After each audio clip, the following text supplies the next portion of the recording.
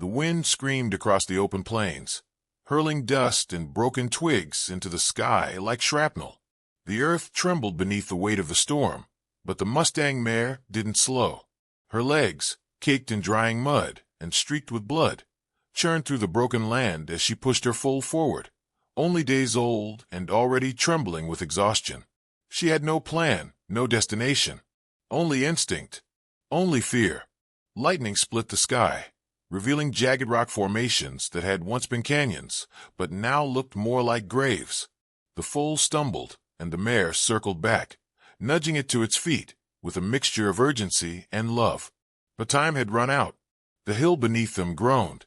A low, guttural sound echoed like a warning. Before either horse could move, the ground gave way. A landslide of soaked earth and rock thundered down. The mare brayed, high-pitched, frantic, and shoved her foal with one last desperate kick. The foal rolled free of the slide's path, but she did not. Then there was silence. Nate Holloway stood at the edge of his porch, a tin mug steaming in his calloused hand. The old ranch house creaked in the wind, as if mourning something lost. He narrowed his eyes toward the far canyon, where storm clouds were beginning to thin.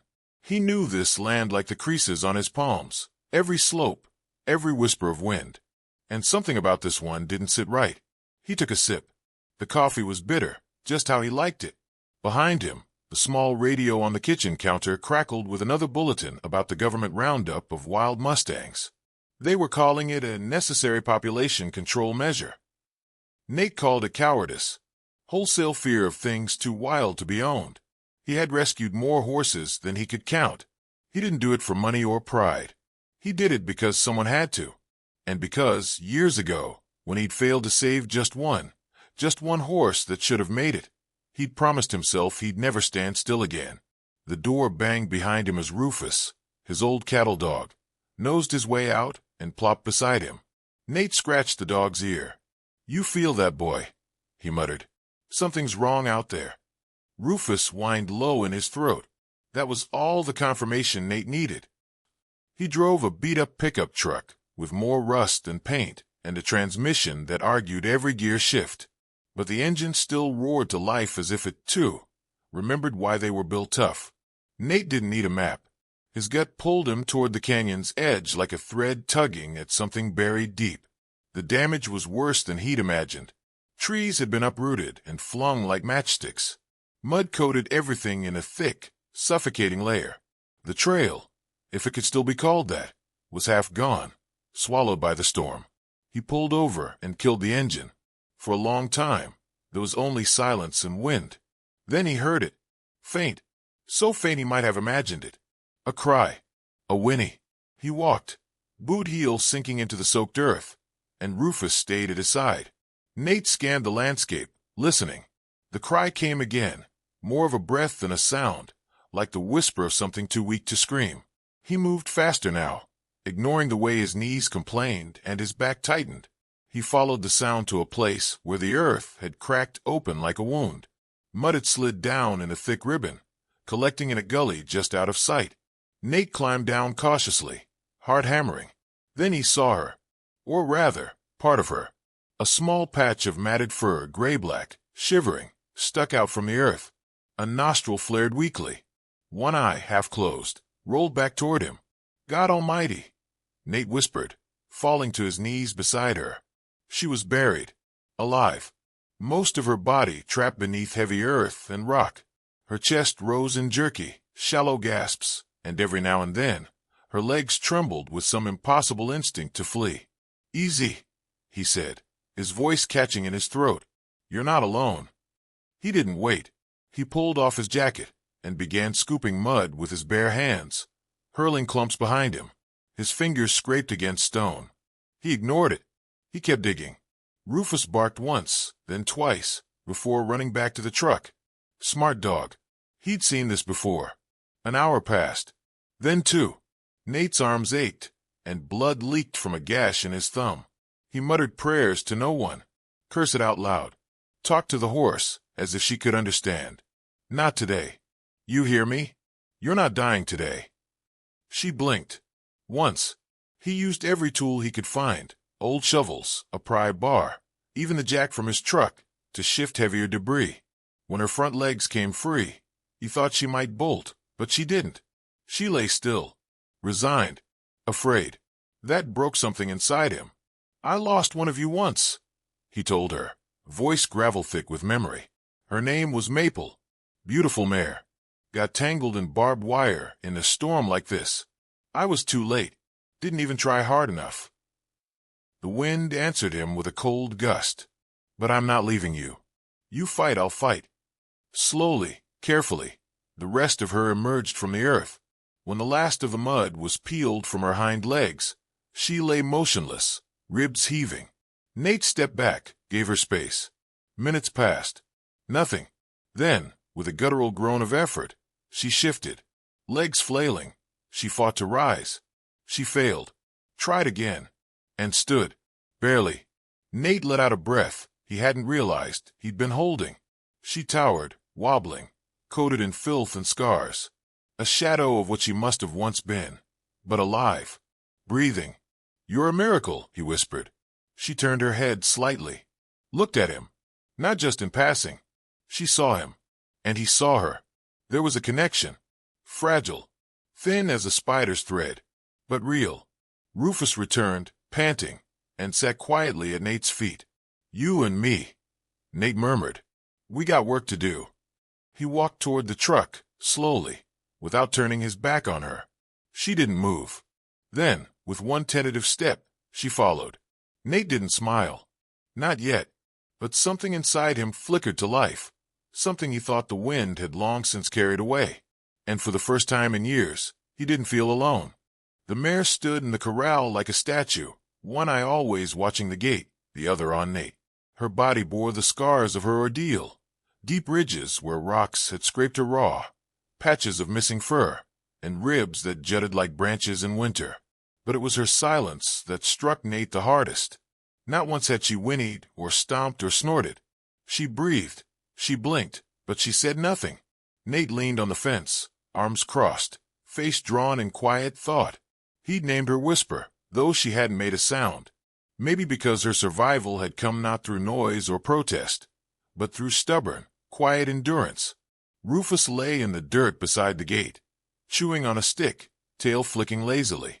The storm had passed, leaving behind a strange, uneasy calm, the kind that settles in after rescue, when the adrenaline fades, but the pain remains. Nate had been through it before, horse after horse, broken by cruelty or nature, brought back from the edge with patience and grit. But Whisper was different. She didn't trust him, didn't fear him either. She simply existed, just beyond reach. He tried everything. Hay soaked in molasses, soft humming tunes, long hours sitting just outside the corral, doing nothing but breathing in rhythm with her. She watched him, but didn't approach. When he entered the corral, she turned her back, positioning herself near the far corner. When he left, her ears flicked back toward the open field, as if she were listening for something else. "Who were you waiting for?" Nate whispered once, but the wind carried his words away. By the fourth day, she still hadn't touched the hay. Water, yes, but no food. Nate knew the signs. She was holding out. Wild horses could go longer than most thought possible. Some would rather starve than submit. It ate at him. In the evenings, he sat in the kitchen with old photo albums spread across the table, looking at the past through worn images. His daughter, Emily, beaming as she clung to the neck of a buckskin pony. Her eyes were always filled with light. She had his stubbornness, but her mother's grace. When she died 9 years ago now, Nate stopped riding. Stopped laughing, too. The horses kept him going, but not much else did. He didn't let people in. Didn't see the point. But Whisper reminded him of Emily's last horse. Stormy, a mare with the same haunted eyes. Emily had taught Stormy to trust again after she'd been abandoned. Nate used to believe his daughter could speak horse better than English. She had a way. And now, maybe, Whisper needed that same magic. But Nate wasn't Emily. That night, the wind picked up again. Not the violence of before, just a low, steady groan through the trees. Nate couldn't sleep. The air carried something uneasy. He stepped outside with his flashlight and shone it across the corral. Whisper wasn't there. Panic clamped down in his chest. He ran, barefoot and shirtless, through the darkness to the gate. Still closed. No broken rails. No sign of escape. Then the beam of the flashlight found her, curled near the far side, lying in the mud. Not asleep. Not resting. Collapsed. Nate dropped to his knees beside her. Her flanks moved, but slow, irregular. He placed a hand on her neck. Hot to the touch. Fever. Her breath came in shallow rasps. She was shutting down. He didn't hesitate. He ran to the barn, yanked open the cabinets, grabbed the emergency saline and a syringe of antibiotics he kept for wounds. Horses that survived disasters often fell victim to infection afterward. He hadn't wanted to medicate her without consent, stupid, perhaps, but part of his vow to treat every creature with dignity. Now there was no choice. He worked in silence. The needle slid under her skin. Saline dripped through a crude line tied to a fence post. He cleaned her wounds again, with trembling hands. Rufus lay nearby, watching with wide, worried eyes. Dawn crept over the hills slowly. By morning, she was still alive. Not better, but alive. Nate hadn't slept. He leaned against the fence, watching her. "Don't go," he whispered, not knowing if he was speaking to her or to someone else entirely. That afternoon, she stood again, just for a moment. Her legs shook, her ears tilted toward him. Then she lay down once more. But something had changed. The wall between them had a crack in it. He brought her soft hay again. She didn't move when he entered the corral. Just watched. He set the hay down, turned his back, and walked 10 paces away. He waited. A minute passed. Then another. He heard it. A faint shuffle. He turned his head slightly. She was eating. He exhaled slowly. Not a victory, but a start. Over the next few days, her appetite returned. She still wouldn't let him touch her, but she watched him differently now. Less like a threat, more like a puzzle she hadn't yet solved. One evening, as the sky glowed lavender and orange, he sat near the corral playing an old recording on his phone. A soft lullaby. Emily had sung it once for Stormy, years ago. He hadn't heard it in forever. To his surprise, Whisper moved closer to the sound. Not much, just a few steps. Her ears perked. Her eyes softened. He played it again the next night. She came closer still. Then on the third night, when the last note faded, she let out a sound. A low, breathy nicker. The first noise she'd made since he found her. Nate looked at her, stunned. His eyes misted before he could stop them. "Welcome back," he said quietly. And she didn't turn away. There was still a long road ahead. She was wounded, inside and out. And Nate, too, was still haunted by ghosts. But something had shifted. They were no longer strangers, bound by coincidence. They were survivors, bound by the silence they both once lived in. And for the first time since the storm, the world didn't feel so quiet anymore. Whisper no longer hid in the corners of the corral. She moved with slow, deliberate steps, cautious but curious, her eyes following Nate wherever he went. Though her body remained lean and battered, there was strength returning to her limbs and a fragile light rekindling in her gaze. She had begun to meet him at the gate each morning, never close enough to touch, but near enough to make him feel chosen. Nate kept his routines gentle. He never forced her to do anything. If she didn't want to eat from his hand, he left the hay. If she didn't want him inside the corral, he sat outside the fence and talked softly, telling stories she couldn't possibly understand but that he needed to say out loud. Sometimes he told her about Emily, the way she used to braid ribbons into her pony's mane, the way she'd fall asleep with straw in her hair and dreams in her smile. Whisper always listened. That morning, a new voice cut through the stillness. A truck rolled into the driveway, tires crunching gravel. Nate looked up from brushing an old saddle, brows furrowing as a red pickup door swung open and a young woman stepped out. Slim, with sunburned cheeks and wind-tangled hair, she carried a vet bag over her shoulder and wore a cautious but friendly smile. "Mr. Holloway," she called. "Who's asking?" Nate stood slowly, brushing dust off his jeans. "June McAllister. I work with Dr. Levin. He sent me to do follow-ups on wildlife reports after the storm. Said you've got a horse that might need evaluation." Nate hesitated. then nodded toward the corral. She's not exactly welcoming. I've dealt with worse, June said, approaching slowly. She didn't enter the corral. She just watched Whisper for a moment, her expression shifting to something reverent. She's wild. Was. Still is, I suppose, Nate murmured. Buried under a landslide for who knows how long. I dug her out. June's eyes widened. She survived that? Barely. Had a fever, wouldn't eat. Wouldn't make a sound. Took her days, just to trust that I wasn't going to bury her all over again. June dropped to a crouch outside the fence, scribbling notes in a weathered notebook. She's a fighter, but she's still carrying trauma. Look at how she moves. See that hesitance in her step.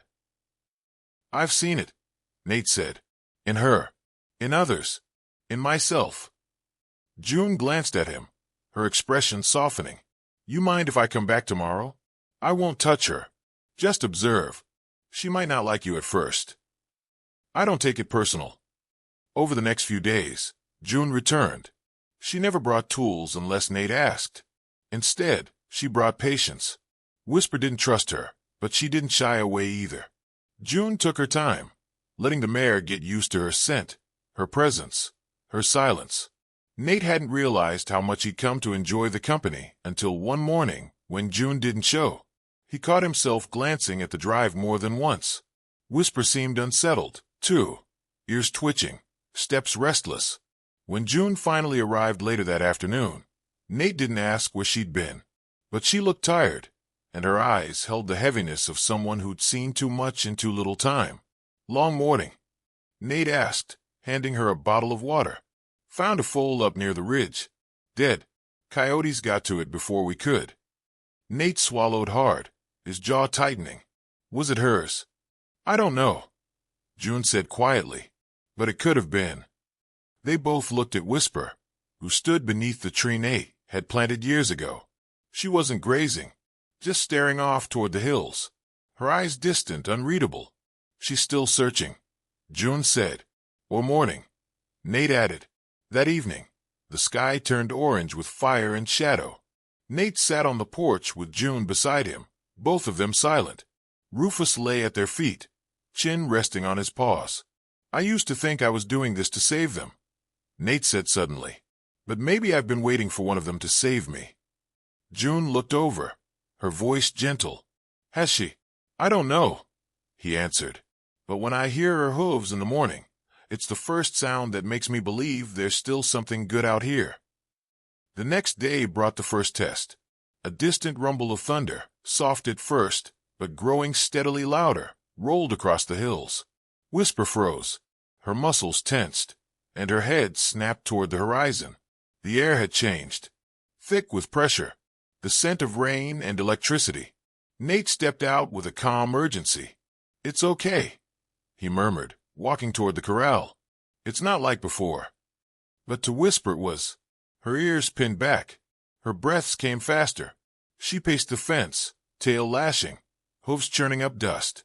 June joined him, keeping her voice low. She's not just remembering. She's reliving it. She'll try to run, Nate said. Or worse, shut down again. We have to let her face it. I can't lose her. Then don't leave her. Nate entered the corral. Whisper spun, wild-eyed, but he didn't move toward her. He stood still, hands loose at his sides, heart pounding. The thunder cracked again. Closer this time. Whisper backed against the fence, nostrils flaring. I'm not the storm, Nate said, voice steady. I'm not the mud, or the pain, or the dark. I'm the one who pulled you out. Her eyes locked onto his. Fear, confusion, recognition, all swirling in that one gaze. You don't have to be afraid anymore, he said, one step closer now. Not alone. Whisper trembled, but she didn't turn away. The wind shifted. The first drops fell. Then she did something Nate hadn't expected. She stepped toward him. Just once. Then another. Rain began to fall in earnest, soaking the earth, matting her coat. But she stood beside him, close enough that he could feel the heat of her breath on his skin. He raised a hand slowly, gave her every chance to flee. She didn't. His hand met her cheek, and she didn't flinch. The storm passed through them, but it didn't carry her away.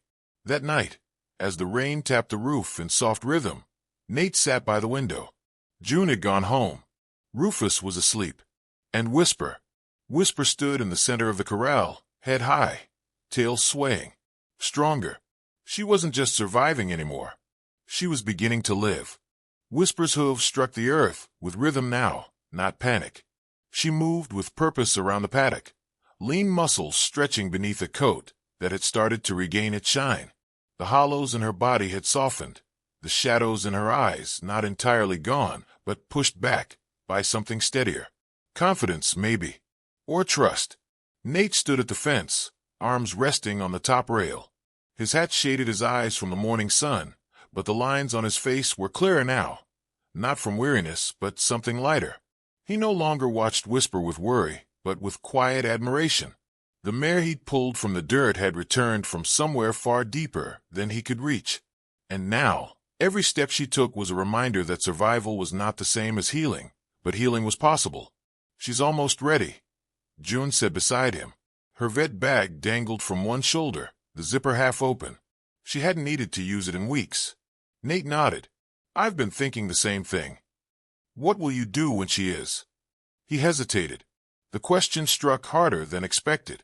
"I don't know," he admitted. "I never thought this far ahead. She'll need more space. Maybe other horses. A herd." "She has me," Nate said quickly, then paused. "But yeah, I know. She deserves more than a pen and an old man with regrets." June didn't answer, but her silence wasn't unkind. That evening, Nate opened the gate for the first time since the rescue. Not to let Whisper go, but to let her choose. The wilderness stretched beyond the hill, the same land she'd once roamed before the mud swallowed her. She stood at the open gate for a long time, ears twitching, nostrils flaring. The wind pulled at her mane, like a beckoning hand. Nate didn't call her, didn't coax. He stood aside, silent. Whisper took 2 steps toward the wild, then turned back. Her gaze met his, not as a plea or a question, but something deeper. A farewell, maybe, or a promise. Then she turned again and ran. She didn't bolt. She moved like a creature reclaiming her home, hooves thundering across the field, tail streaming behind her like a banner. Nate watched until she disappeared into the brush, swallowed by sun and shadow. He didn't say a word, but his chest rose with something that felt like release. The ranch felt emptier without her. The corral stood quiet, the air still. Nate kept his routine, coffee at dawn, fence checks, long walks with Rufus, but his eyes always drifted to the horizon, waiting, though he told himself he wasn't. Days passed. A week. Then another. No sign of her. June came by now and then, bringing supplies or sharing field reports. She said the wild herds were starting to reappear on the ridge. Mustangs moving in loose bands again, stronger now that the worst of the roundup season had passed. "Think she found them?" she asked one afternoon. "Maybe," Nate said. "Or maybe they found her." It rained again one night, though not like before. This storm was gentler, more a song than a scream. Nate sat on the porch with Rufus curled at his feet, the dog's ears twitching in his sleep. That was when he heard it. Not thunder, not wind. Hoofbeats. Slow, heavy, deliberate. He stood, heart lurching, eyes sweeping the dark. Then, emerging from the mist and rain, came Whisper. She looked different. Not in the way she moved, but in the way she carried herself. Like something sacred had returned to her. She stopped just beyond the fence line, dripping with rain, mane tangled, eyes bright, and beside her was a foal. Small, unsteady, with legs too long and eyes too wide. It clung to her side like a shadow, its coat still soft with the haze of new life. Nate froze. He stepped down into the yard, his breath caught in his throat. Whisper didn't flinch. She lowered her head slightly, an almost imperceptible gesture, and nudged the foal forward. It stepped, unsure at first, then with more confidence. Closer, and Nate did something he hadn't done in years. He knelt. The foal stopped just short of him. Rufus came to his side, tail wagging slowly, respectfully. Nate extended a hand, not reaching, just offering. The foal sniffed it, then pressed its nose into his palm. Whisper watched from behind, unblinking. Nate looked up at her, voice thick. "You brought him back here." The mare stepped forward and stood beside her foal. Rain washed over all three of them, steady and clean. "I thought you were gone," Nate said, voice breaking. "I thought." He didn't finish. He didn't have to. Whisper let out a low nicker, soft and certain. A sound not of fear, but of homecoming. In the weeks that followed, the ranch changed. Nate built a larger paddock. June helped secure permits to make the land part of a sanctuary zone, protected from roundups and development. Other Mustangs found their way in, strays from scattered herds. Whisper led them. She was no longer the buried mare. She was their guide. And the foal, named Ember by June for the way his coat glowed in the sun, grew stronger each day. Playful, stubborn, wild like his mother. Nate would often sit by the fence in the evenings, watching them graze beneath the dusk. Sometimes June joined him, sometimes not. But always, when Whisper passed close, she'd pause for a moment, just enough to let him know she remembered. He never tried to ride her, never saddled her or asked for anything more than what she freely gave. Trust, a bond built not from ownership, but from shared survival. One morning, as the sun rose golden over the hills, Nate wrote a letter, not to anyone alive, just to Emily. He told her about Whisper, about the storm, the rescue, the healing, about how he'd found something in the silence, something worth holding on to. He folded the paper and tucked it into the old tree near her memorial stone. Then he walked back to the corral, where Ember was already racing the wind, and Whisper stood watching the world with eyes no longer afraid. Sometimes salvation doesn't come loudly. Sometimes it's buried, quiet, waiting for someone willing to dig deep enough to find it. If this story touched your heart, please consider subscribing. I bring true, heartfelt stories every day.